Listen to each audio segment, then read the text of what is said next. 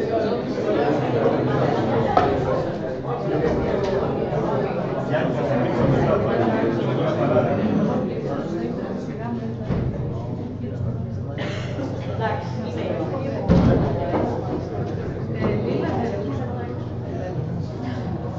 so it's very nice today to welcome some guests to our IMBB colloquium. We also have a connection with our colleagues in Janina. And it's very nice to welcome Ioannis Tsamardinos, who's going to talk today about discovering molecular signature and causal models from biological data. Ioannis Tsamardinos finished his first degree here at the computer science at the University of Crete, and he did his PhD in Pittsburgh in 2001, and he then continued as an assistant professor at the Vanderbilt University until 2006, when he returned to Crete, and he is now a faculty member of the computer science here in Heraklion, and he's also Melos Dep.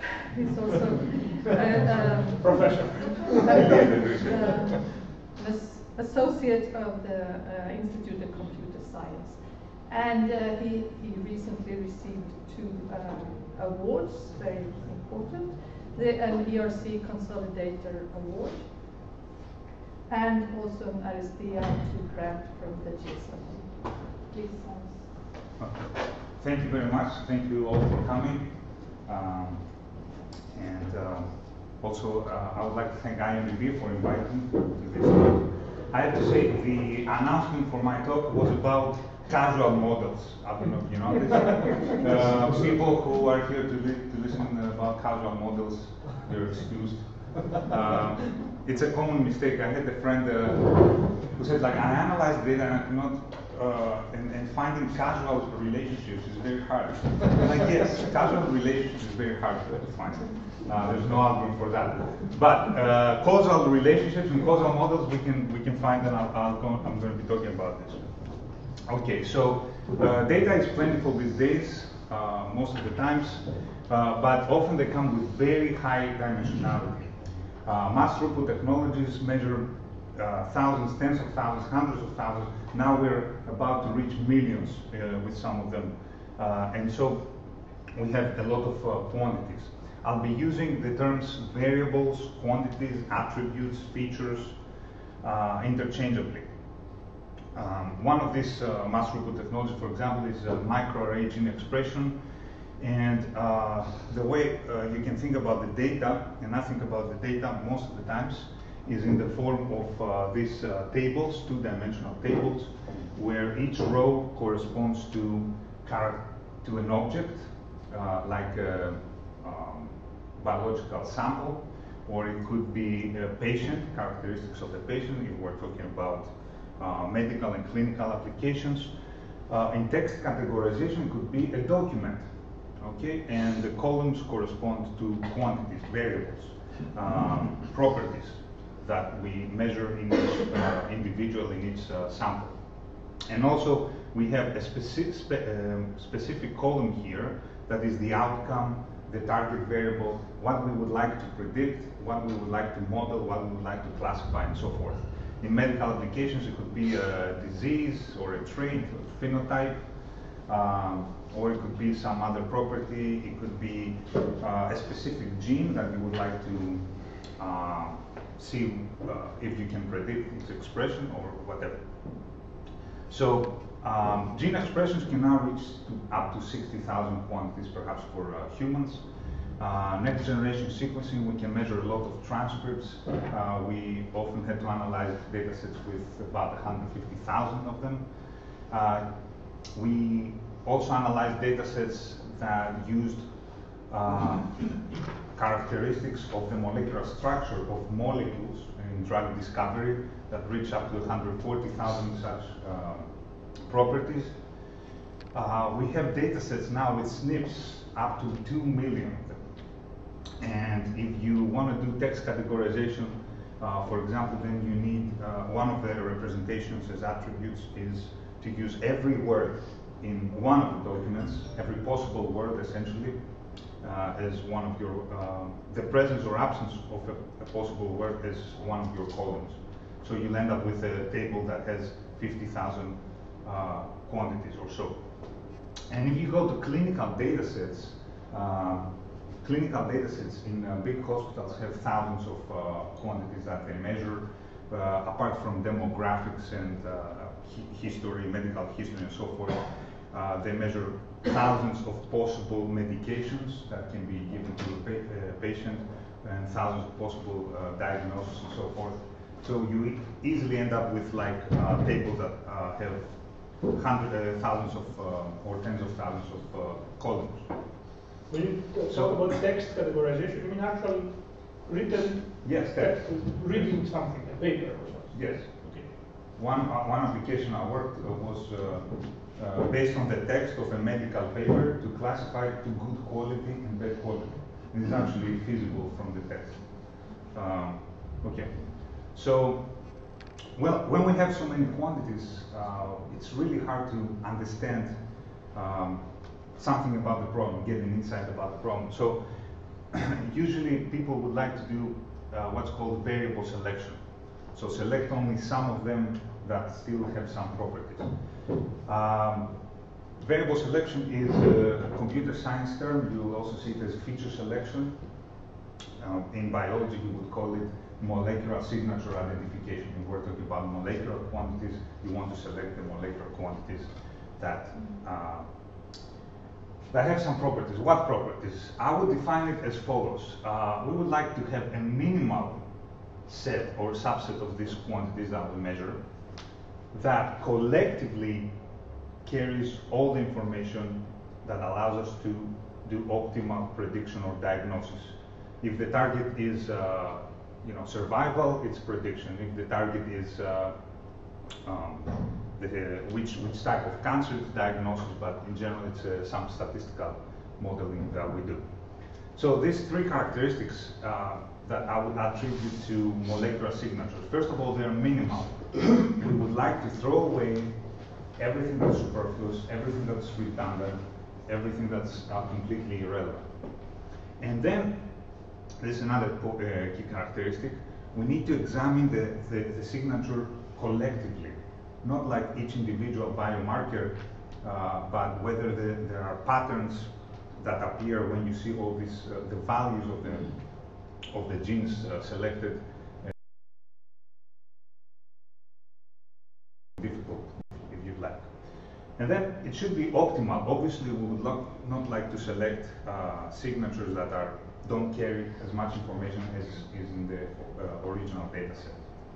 So I would define the problem like this. And for example, I don't know, just like fictitious example, it could be that we may have like 60,000 gene expressions, but if you just see the patterns of these two variables, it could be all that you need and the minimal subset that you need to best predict or classify the disease or not.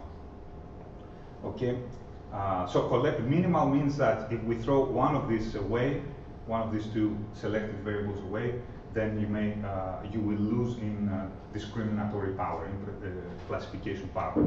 And in order to achieve this power, you also have to consider them in combination collectively.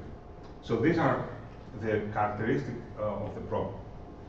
Now, why do we need to do something like this?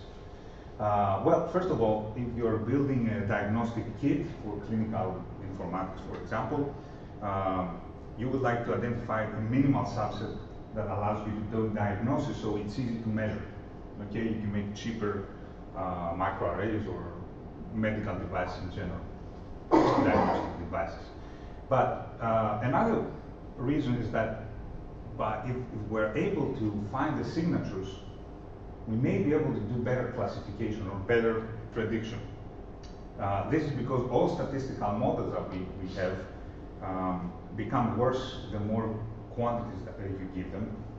And if you are able to intelligently select only the important ones, they may become better. But another important reason, in my opinion, is because it's easier to verify and manually inspect the statistical models when they're constructed out of only a few variables and not out of the 60,000, for example, probe sets.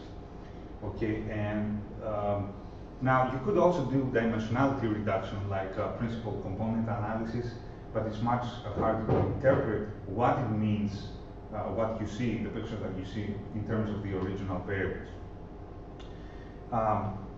And also when we started like thinking about this problem like 10 years ago, I think one of the reasons that people realized after talking to biologists and clinicians why they would like to do variable selection is because it seems intuitively there's some connection to the underlying causal mechanisms that generated the data. And if we do smart molecular signature identification, it should tell us about which genes are causally involved. They're regulating or regulated by our target and so forth. So it seems like if we find the signatures, this is probably the best place to start experimenting instead of like some other random genes. So we'll come back to that, of course. But what makes the problem very difficult? Why is it so difficult to solve? Well, because we have these two scenarios. Let's see. You could have a gene that is predictive, associated, correlated in a general sense. When I say correlation, I don't necessarily mean Pearson correlation, okay?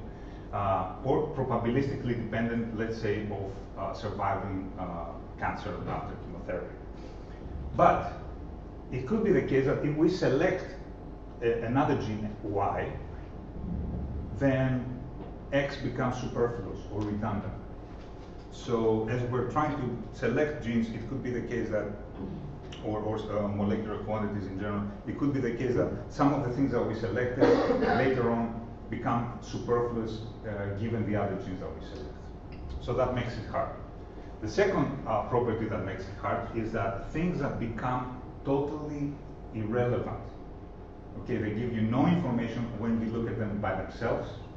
If you look at them in combination of other genes, like in combination with some gene Y, all of a sudden they start giving you information, predictive information. So if you are trying to find the, if you have an experiment, you'll find the differentially expressed genes, and you find some with very high p-value. Well, it could be the case that in combination with some other things, they are now predictive. So these two properties, I think, is what makes the problem difficult. And in general, if nature is very bad with us, we would have to check all the subsets of variables to find the smallest one that gives the best solution. So in the worst case, it's a very difficult problem. It's an impossible problem, intractable. Okay, but as I said, like talking to biologists, I mean, we realized that probably what they would like to find is get some intuition with the molecular variable signatures about what's going on causally underneath the system they're studying. So let's start to examine the connection of the associations that we see with the causal structures that generate the data. So let's suppose we have this sub-graph, causal graph, where I only have qualitative information. X upregulates, Y upregulates, W, and so forth. Now, if we have something like this, what are we going to see in the data is that everything is pairwise correlated. Okay? If we know that X is up, well, that makes more probable Y to be up regulated, which makes more probable W to be upregulated. So it gives us information. Actually, X, I would guess that probably X would be the most associated with W.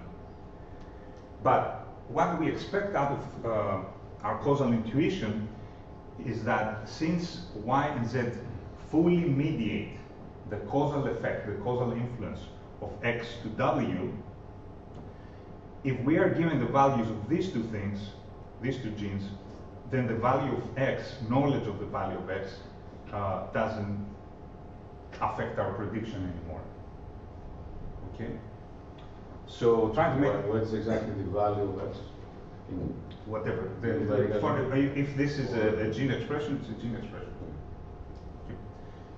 If it's the presence of a word in a document, I mean, this don't make much sense semantically, but if it's a SNP, for example, or and this is a protein. Okay, so in this case, if we select these two, then we can filter out X.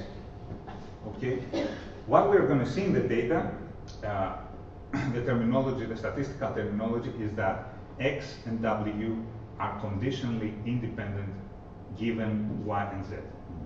So this is an independence, which is a common notion. Maybe it's a little less common, the notion of conditional independence.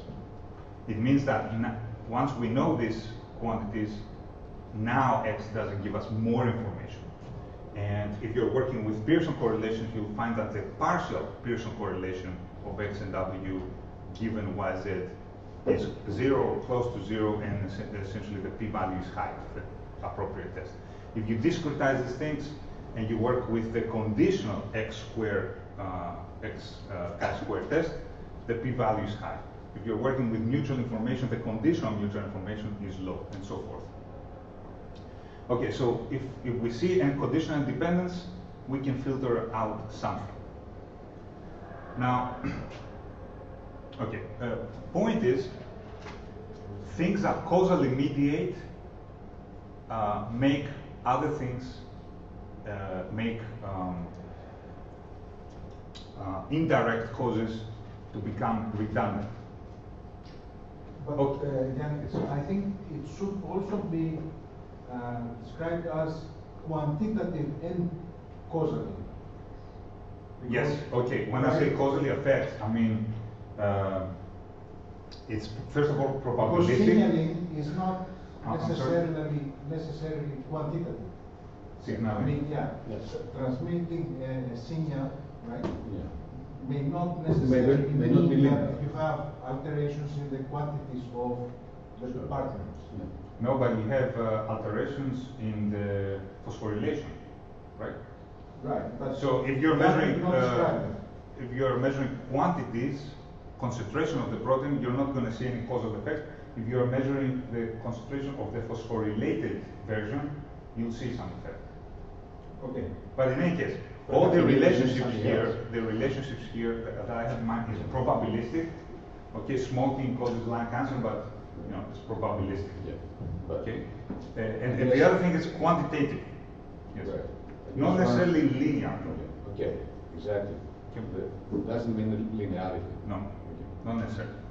Okay, so the other scenario is that, say you have something that is a common cause. You would call it a co-regulator of this, if these are genes. Again, what we see is that X, if they tell you the value of X, like it's high, it makes more probable that Z is high, makes more probable that W is high.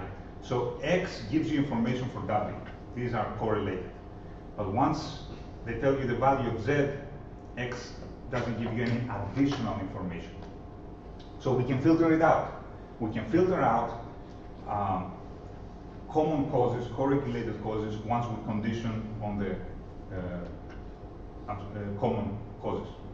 We can filter out confounded causes. Okay. Again, in the data, we'll see an independence that X and W are conditionally independent if we condition on Z. Now we go to the opposite. This is a less intuitive scenario. Okay. Let's suppose that we have these two variables, and now we're examining what's happening in relation to a common effect. Now let's suppose that W and Z are independent. There's nothing causally connecting them or correlating them, but they both affect the expression of X.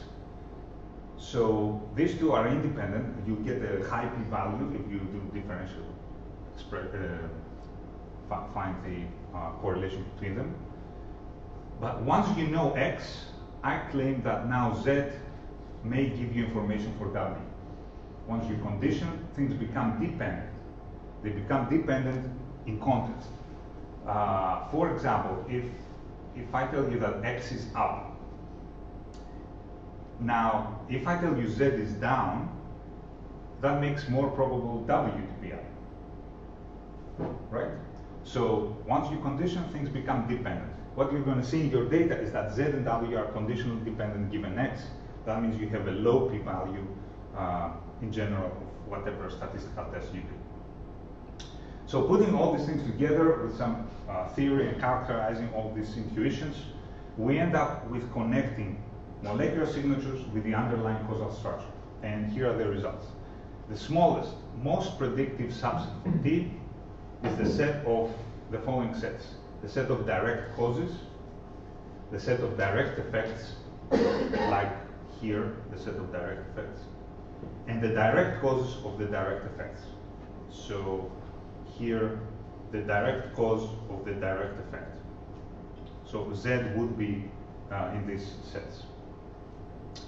And this is the solution to the molecular signature problem if we knew the underlying causal structure. This collectively is called the Markov blanket of T, because it shields from the effect of everything else. And Markov, I guess, because Markov had something to do with the discovering. And it connects variable selection with the causal structure. Now, notice that direct causation is defined in the context of the observed variables. So there may be other thousands of mediating factors, causal factors, but if we don't measure them, none of the observed variables is mediated.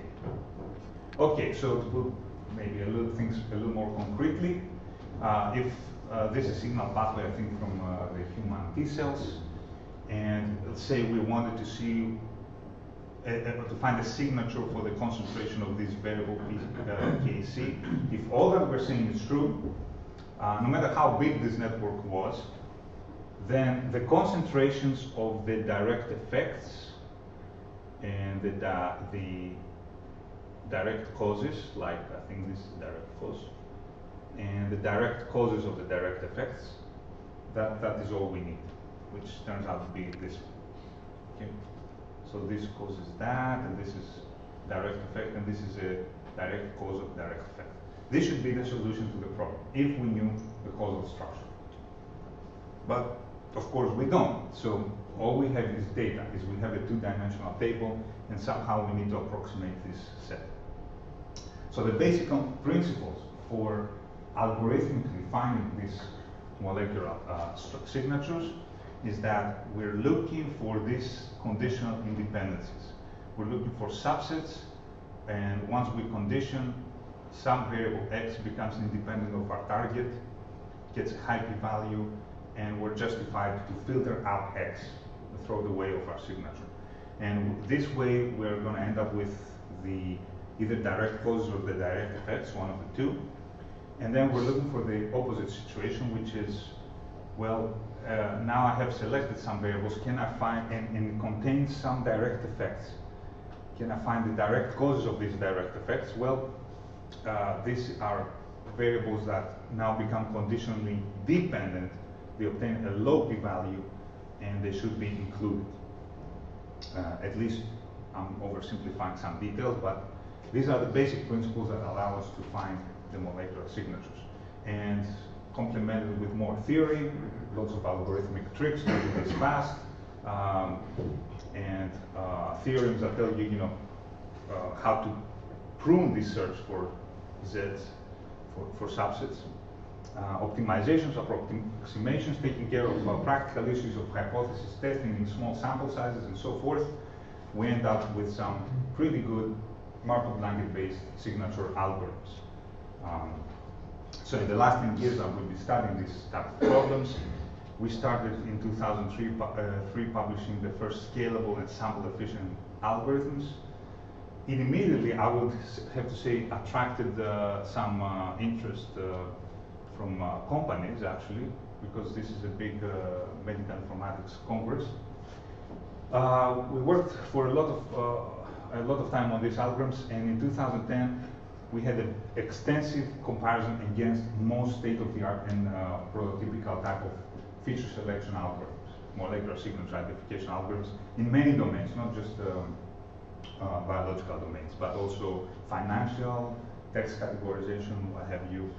And overall, we showed that the algorithms are some of the best in terms of finding very small signatures, usually without losing any predictive performance or with a small drop in predictive performance. In 2010, with Dr. Lagani, we extended it to taking care of considering survival analysis task, where you try to predict survival or time to event, to some event in general. This has peculiarities because these data are censored usually. You know if someone died, when they died, but for the people who haven't died yet, you only know they're still alive. The information about when they're going to die is censored, as it's called in statistics, so it needs special statistical treatment. We also customize it to handle multi-category outcomes, and very importantly, even though it's not a very prestigious publication, we extended it to discovering multiple signatures that, based on your sample size, they cannot be distinguished. Okay. And since then, both in our lab and in other labs, these algorithms have been applied extensively, so they're pretty robust in terms of performance. But having a good algorithm for molecular signature identification is not the only component that one needs to actually do good molecular signature finding. You need a lot of other things. So let's see the components that, based on our experience and analyzing a lot of data sets, we came up with. So first of all, you need good algorithms for variable selection with good quality, but they also have to be able to scale up to the size of your problem, to maybe tens of thousands of variables and clinical quantities. Then I would claim that you also need algorithms that can return all equivalent signatures, because it's misleading for an algorithm to return one signature and say to the experimentalist, this is it, now go check what's going on with these genes. No, if there are multiple solutions that you can distinguish statistically, you should return all of them. And there are not that many algorithms for that, with that characteristic actually. Then you need to know, like, how good is the signature? Can it really predict and classify? Does it really solve my problem? So you have to select out of a collection of thousands of algorithms in the literature a way to statistically model, multivariate, statistically model your outcome. We usually pick support vector machines.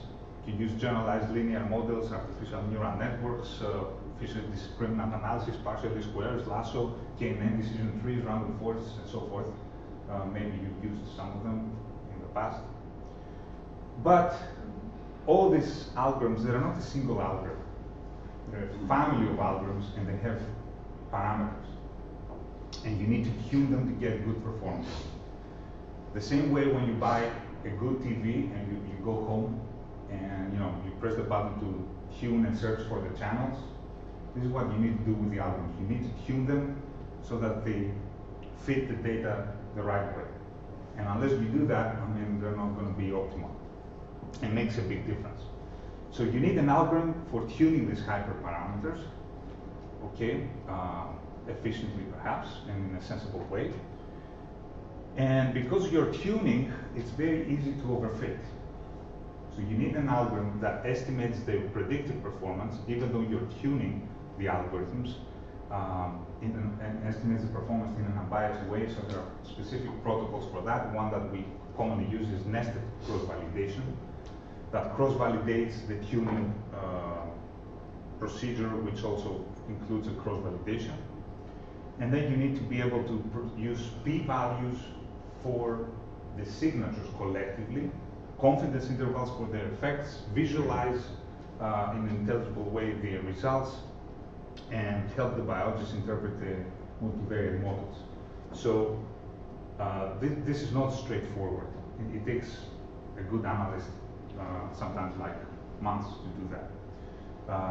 Let me say that Ioannis Tsamardinos, some of you may know, is a prominent researcher, did a meta-analysis on bioinformatics studies and came up with like 83% of bioinformatics analyses that have major methodological mistakes, 83%.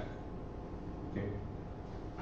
So after having done that, I mean, it's obvious that biologists cannot do this unless they have the right tools. Are you referring to Ioannis in Stanford, which was in Ioannis, but now I think he moved to Stanford. He blamed on reproducibility, not on. He what? Blamed on reproducibility, not on quality. Quality standard. Anyway. I'm not sure While if it you was analysis, methodological. he has, first of all, many papers. Okay. Right. One of them was on the critique on the methodological of the analysis. Yes, perhaps. The question, of course, is how lethal is the inconsistency? I mean, It can be pretty lethal. I mean, Because there are simulations. you have an ocean of data all coming every day around the world, and the question is how far away from the How far away from? I mean, if it's a minor inconsistency, it's not important. So what I Yes, mean, I don't know what you mean by if the consistency. value is 0.1 or 0.2, Absolutely. I mean, this yes. is really nothing. I mean, Okay, but let me give you another example. A typical mistake that people do when analyze data is, okay, you see a big data set and you say, that's too big. Let me first select the important variables. So you filter out everything that has a high p-value, say. And then you do the analysis. That is key. Because, I mean, in an easy simulation experiment, where the problem was set up so that the best performance was 50% accuracy, if you first do the selection and then you train a model and cross-validate and do all the nice statistics, the accuracy was 93%. So the algorithm reports to you 93% and the true one is 50. That's how little it can be, sometimes. It's not the third like decimal place in a p-value. Okay, so don't try it at home. I mean, you know what you're doing. Okay, but in any case, we try to give you the tools for you to try it at home. So we are building both the not only the algorithms and the libraries, but also like tools like this. This is an old version, but in any case, you say where you import your data, select the type of analysis you want to do, whether you want multiple signatures or not. And here's like how long are you willing to wait? Are you willing to wait till your coffee is over, or you can let it run for a week, and then press the button, and we have incorporated all of our knowledge in there about how analysis should be done to find molecular signatures, and you see here the multiple solutions to the problem.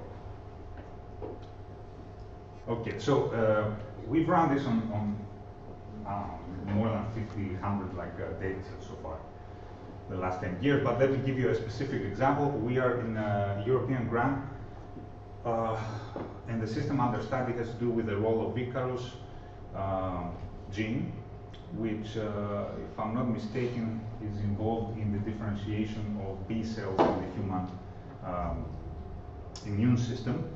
So we try to find data sets that involve these transcripts of Icarus and find signatures.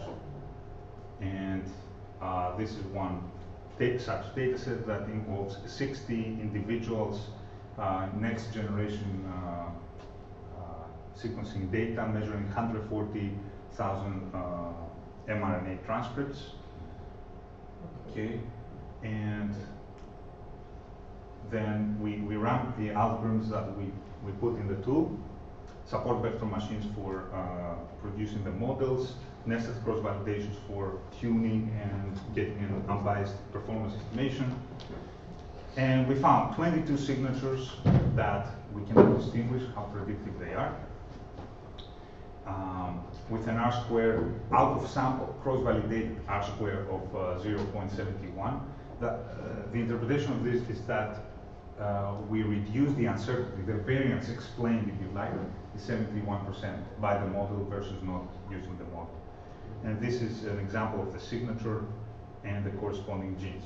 Whether they make sense biologically, based on our current knowledge, I have no idea. But if you see how well they predict the outcome, they're pretty good. This is the real expressions, and this is the predictive expressions of this specific transcript. Okay, so this is kind of like how one can use the tool. You can plug clinical data trying to predict, for example, or clinical outcomes, those to try to predict survival or other traits and phenotypes. Okay, so this is the first part where about molecular signatures. I don't know if there are any questions. Yes. I'd like to know how many different data sets do you have to feed to your algorithm in order to predict a decent signature of about 5 genes, for example. In other words, I'm thinking, you have to have one microarray data set having the Icarus expression, which is the outcome, and then all the other genes, how they're expressed, out of condition number 1, condition number 2, condition number 3. How many conditions do you have to use to get your prediction? Supposing you don't know anything, you don't know this, the actual molecular connection. You have to extract them from the variation of expression levels. Yes, right now these algorithms analyze a single data set. One data set, yes. So what you're going to find depends on the experimental conditions. If you give it one experimental condition, it depends on the... But then if you try to predictively apply it to another experimental condition, you may be completely wrong. Absolutely, yes. So why is it any good? Why is it any good? I mean, okay, first of all,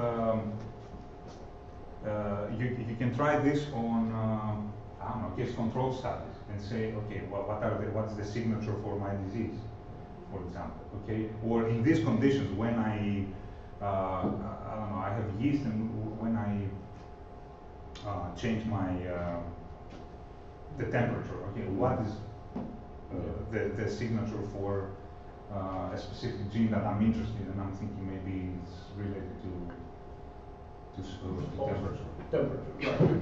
So in the case of Icarus, how many can you walk a slide or two? Yes. So here, first of all, these were this was a cohort study. This was a cohort study. 60 people randomly selected from several places, I think. Yeah. Okay, and you want to see, okay, what are the things that are predictive of Icarus? So not experimental conditions, because we cannot experiment on humans. But you had 60 samples, 60 different samples. Yes. Okay. So that's not one. That's 60.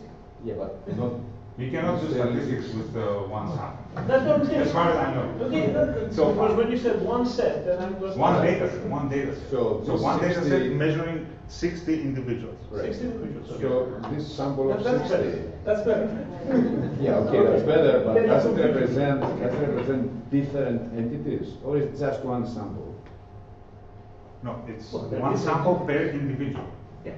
From their leukoplast cells. But this is a very artificial It's situation. one condition, one situation. You don't compare leukoplast with 60 different 60. It's a Because group. it's human, so it's not an experiment. So it's And 60 equals different 60. lines. That's all. And equals 60.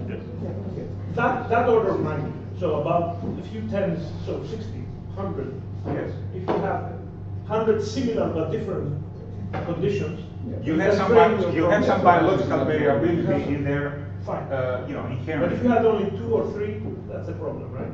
If you have 2 or 3, at the best you can find some p-values. You cannot do more complicated things like that. Okay. And you cannot expect to find like causality from 3 samples. This may be black magic, but not statistics. Well, I guess. Yes. One question I have is, whenever you get this data and you try to do to apply your algorithm, my appreciation is that you always or somehow try to reduce the dimensionality of the data set. But my problem is that by doing that, you also lose a lot of information. You also what? Lose a lot of information. You decrease the dimensionality of the data set, you apply it to an algorithm. No, the idea is not to lose information, or not to lose information that's relevant for predictive or diagnosing what you care about. Exactly, but how do you control for that? That is something I don't understand. How do you control for this? How do you know how much information you lost, or you lost or you have lost any? How do you know? Okay. For example, Well, classical yes. PCA analysis, we know. There is some basic statistics. Well, you know, if you assume linearity and things like that. So, okay. I mean, it's not. There are not analytical formulas here to tell you that's how much you reduce and stuff. In fact, okay, if all the assumptions are correct, you lose no information. No information, zero, if all of your assumptions are correct. But, you know, because maybe your assumptions are not correct, what we do is like you train models using all the data, and you train models using only the signatures that you find. You cross-validate, you compute like your statistics, and you see whether there's a big drop in performance. Sometimes there's an increase in performance, okay? Because most classifiers and statistical models are going to bog down with 60,000 or 100,000 quantities, but they can find very good models if you give them 3 or 5 or 50, I don't know, whatever it comes out. And then another one is like you have your model, let's say, with A, B, C, D, E proteins or whatever those are, and then do you understand well that then you will, how are you going to test the strength of your prediction? Are you going to, let's say, take B out and redo the analysis, or the strength of what prediction? Of example, a single No, you find the strength of a causal relationship, right? Yeah, well, How strong that is?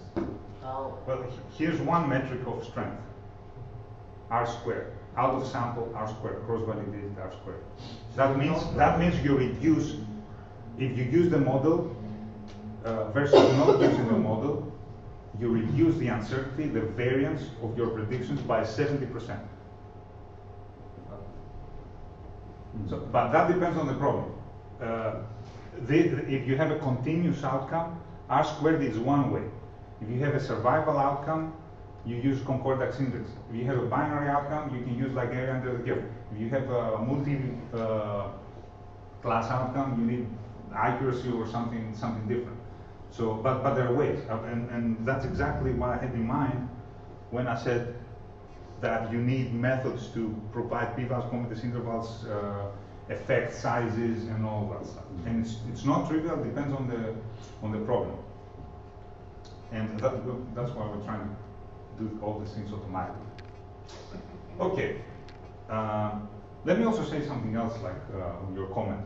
So you could go to this study. Under no experimental conditions. It's observational completely. You can find like some signatures. And what we do in the project, for example, is then there's a way to induce Icarus or not induce it. So you can you then have 6 samples in 2 conditions: induced, not induced, and so forth. And then you can juxtapose what you find in this experimental study with what you find with the observational study.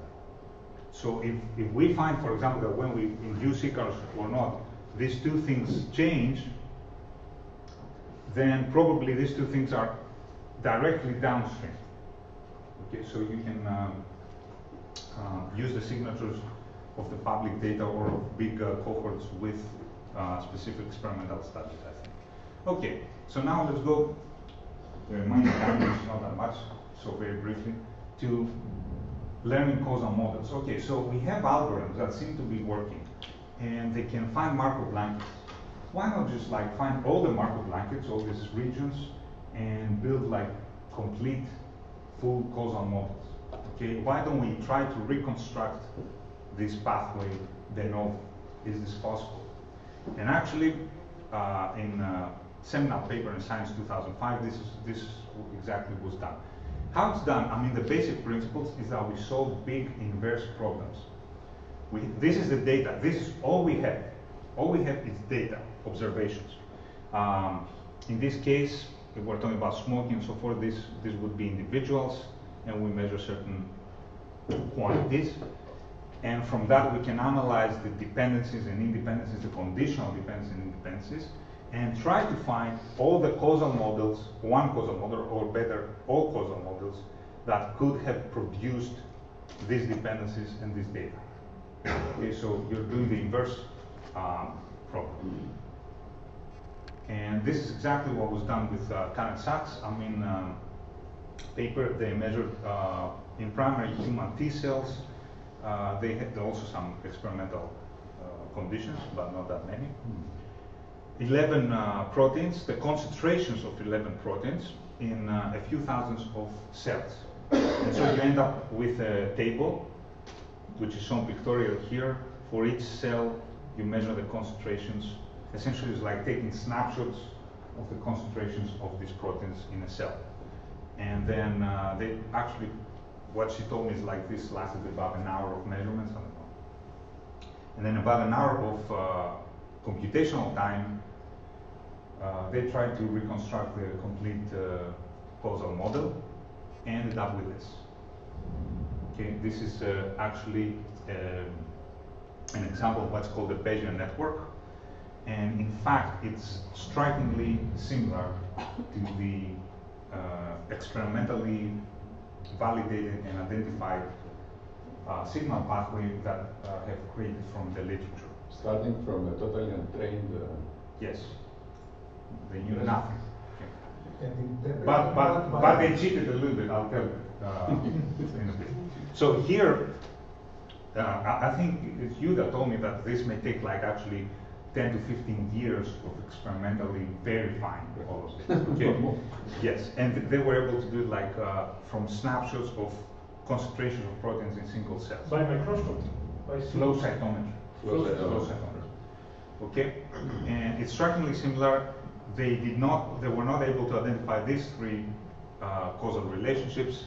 They predicted a new one, which was actually experimentally verified, and that's how they got the paper in Science.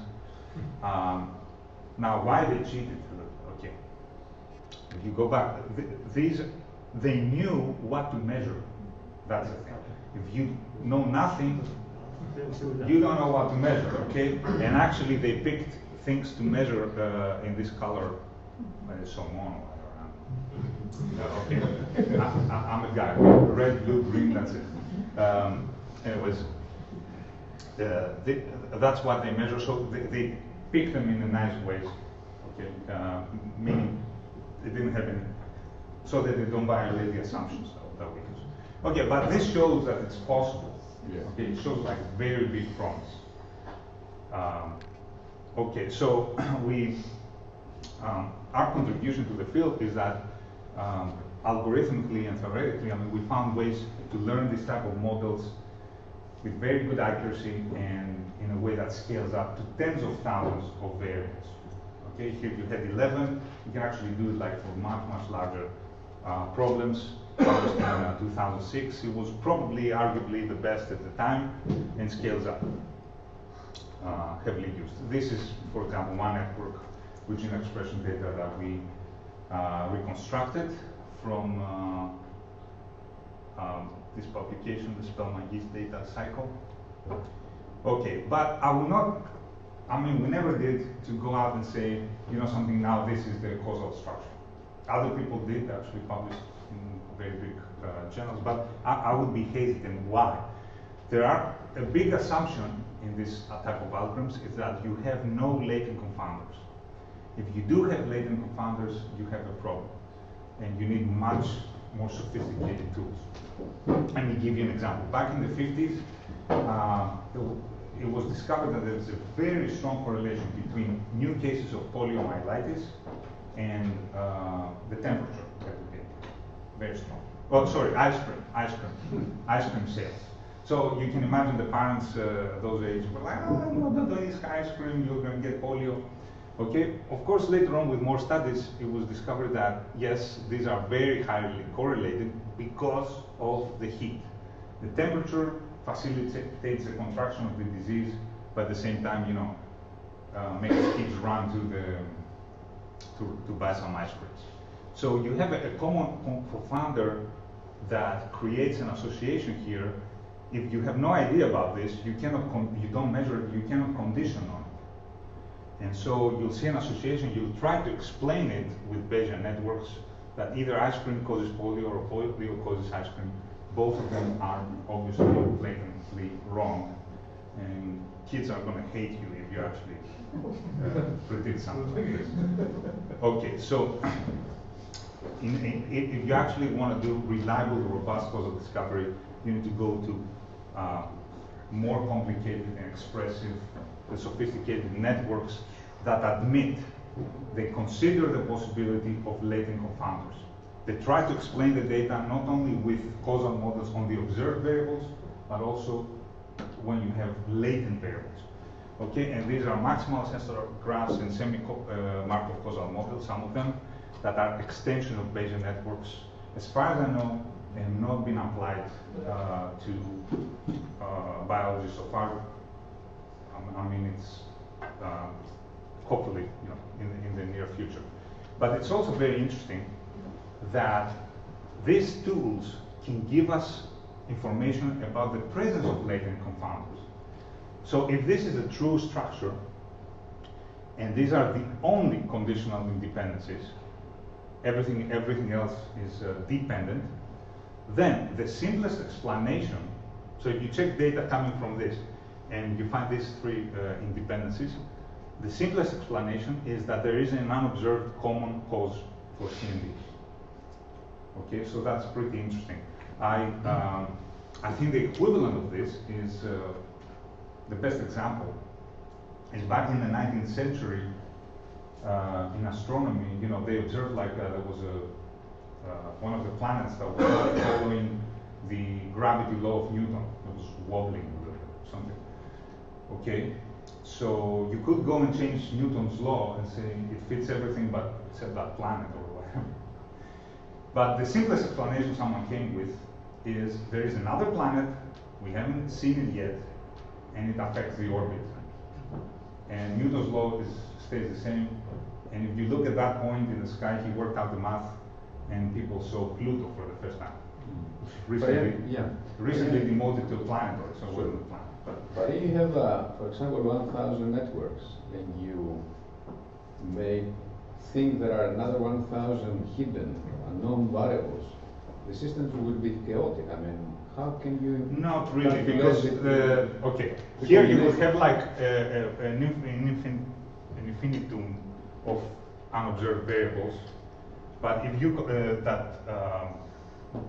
anyway, if you take all the unobserved latent factors that affect simultaneously C and D, and you consider their Cartesian product, you can model them in single one. So you only need. So you make a prediction of how many unknown variables there may be, or you just leave it to the program to calculate the unknowns. Yes, I mean this is automatic. You give it the data, the program finds that there's only these three independencies and tells you, hey, there's an unobserved variable here. Right. That's the simplest explanation you can find. That to explain the data with a causal model. But calculations are immense, aren't they? They're immense. As I said, you can no, because you can only have need to model an unobserved variable per pair of variables. Yeah, okay. There's no need to model more. Yes. Does it have something to do with the surrogate variable analysis, which is applied actually now to the surrogate variable analysis? I don't exactly know the surrogate. We have discussed that once, and you said that you know the author of it. Remember to the meta yes, there are many methods that construct new features, new variables, latent variables. PCA does that, factor analysis does that, independent component analysis does that. But they're for specialized purposes. They don't necessarily claim any causal semantics for the new variables. That's a difference. So they show you that there are some, but they don't claim. They construct a new latent variable, but they don't tell you necessarily. I mean, in PCA, what does it mean? Is it causal? If you change, if you were able to change the PCA of something, would something else change? Okay. So, but in any case, it's out of the scope now to explain all the theory about that, but there exists, and it's more realistic. So we applied this type of algorithms to mass cytometry data that we found in the literature, where the mass cytometer is the next generation of flow cytometry. Okay, and what they do in cells from the human immune system, what they do is they activate them with some signaling trigger, and then they measure like some proteins inside the cell and on the surface. And in order to also study another way to do perturbations in that type of systems is with inhibitors that they go and inhibit the phosphorylation, for example, of some protein. So on one hand we have activation of signal pathway or a part of it. On the other hand we have inhibition. And the public data sets we analyzed come from the Bendal in Science in 2011, where in one donor they measure 13 surface proteins and 18 functional variables proteins inside the cell. And they do that for no activation and 13 different activators in 2 donors. And then a year later, this publication made public the following data. They have these wafers, I think you call them, okay, with wells where they put samples in here for different dosage inhibitors, inhibitor dosages, I'm sorry, and different activation conditions, and each one of them is then analyzed to create a new data set with different surface and 14 functional proteins. And they actually do that for 27 different inhibitors. So there's plenty of data. It's actually more than 150 million cells that they measure in different, okay. Some proteins are measured in both data sets, some only one or the other or none. And some activations have been tried on both data sets or one or the other. So to make robust conclusions and predictions, causal predictions, we try to find the minimal case where we can make a causal prediction. And that minimal case involves, the scenario involves 3 quantities. Let's say we have these 3 quantities, maybe proteins or whatever, protein concentrations, protein phosphorylations, X, Y, Z, and everything is pairwise correlated, but there's a single conditional independence. And then we try to find all the causal models that are consistent with what I just said. These are all the causal models. So you see here, one way to explain everything to be intercorrelated, and when we condition on Y, X and Z become independent, is to assume there's a latent confounder here. This bidirectional edge corresponds to a latent confounder. Directed edges to causation. So this is a consistent model, and these are all the consistent models with what we see in the data. Now let's assume we're given knowledge, additional knowledge, that nothing causes X. Okay, nothing causes X. So all the models with an incoming arrow here are excluded now. They are not consistent. And this is the only scenario that remains, that X causes both Y and Z, but the effect on Z is mediated, fully mediated by Y. This is the only model that's consistent with the data plus prior knowledge. Is this realistic? Well, you'll actually find many cases like that in the data, but it's, let's see if this is realistic. Well, we can use the stimulus, the activation condition, as our instrumental variable, as it's called. Okay, whether we activate things or not is not causally affected by anything in our system. We decide whether to activate or not. So nothing causes X. So we take all triplets where X is an activator, and Y and Z are 2 protein concentrations, and check if the only dependence that we find between the 3 of them is this one. And then we make predictions. Okay? And these predictions are robust even if we have latent confounders. And an assumption that I didn't mention here is that we don't have feedback cycles.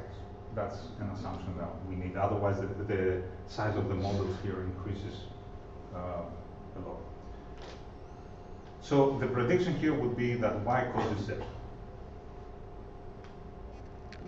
Okay, and we actually get about 300 such causal relationships, de novo from the data.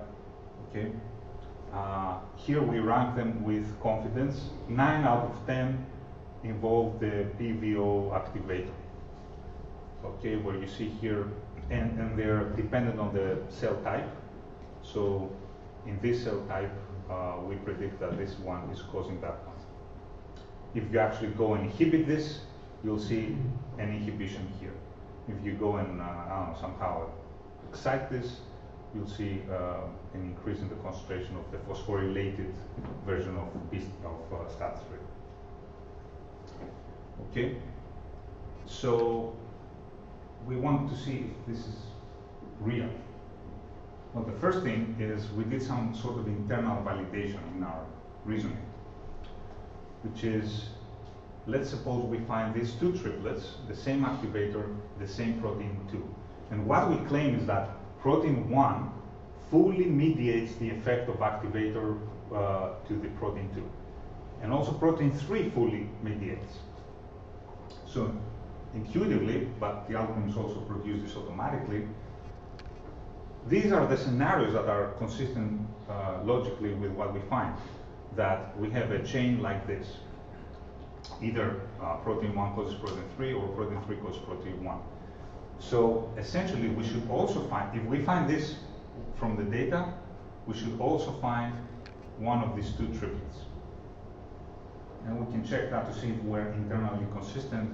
And actually, we do see this in 42% of this type of scenarios, that we find either this or this.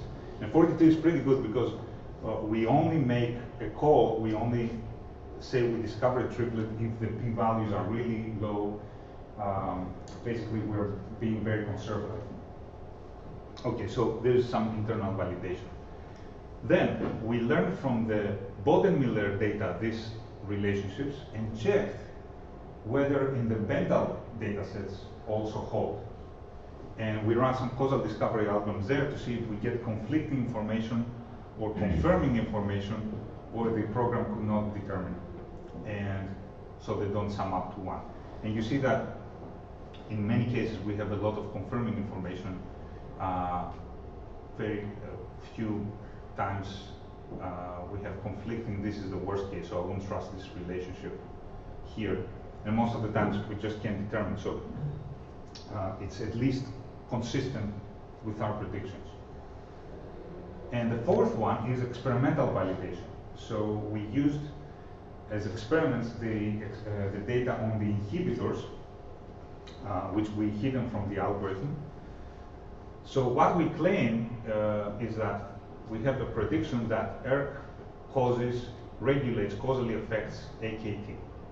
Okay, when the signal is transmitted by PMA iono in this type of cells.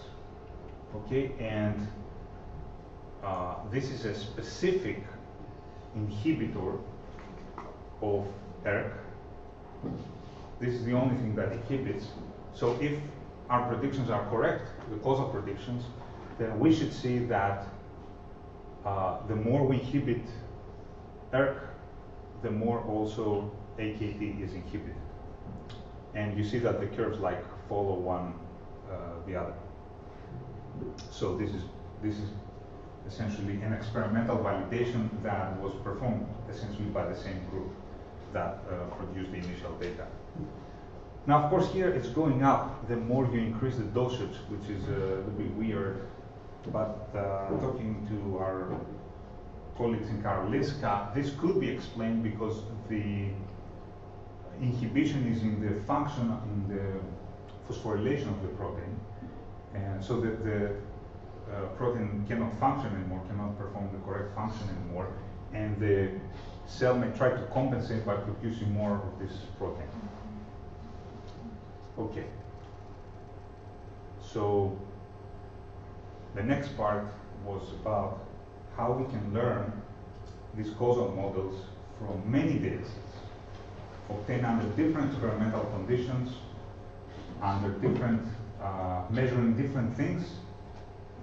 Okay, because as I said, the mass cytometer measures only 30 proteins at a time. But if we had algorithms like this, we could piece together data sets that measure 13 proteins at a time, but in a different proteins each time. And that's what we actually been working a lot and hope to do in the framework of ERC specifically. Nevertheless, I mean, there's no time for this. It's complicated too. It's actually, you know, the most sophisticated algorithms that we have out of the ones that we presented. Okay. So in terms of future directions, to wrap it up, we would like to have causal-based variable selections with much wider applicability so that they work with temporal data, time course data. For example, from multiple data sets, they find signatures from multiple data sets, not just a single one. They work on SNP data in particular, and they have better quality and they're more efficient. Improved causal discovery algorithms that work even more robustly when even in the presence of feedback cycles, or they consider time course data and so forth, and in general takes the next step in the vision of integrated causal analysis, where we have algorithms that can consider many data sets. Why not in 100 years from now, all the data sets of humanity? And also move on to applying causal discovery in big data, particularly massive clinical data sets. These algorithms are general, statistical, so they don't necessarily pertain only to biological data.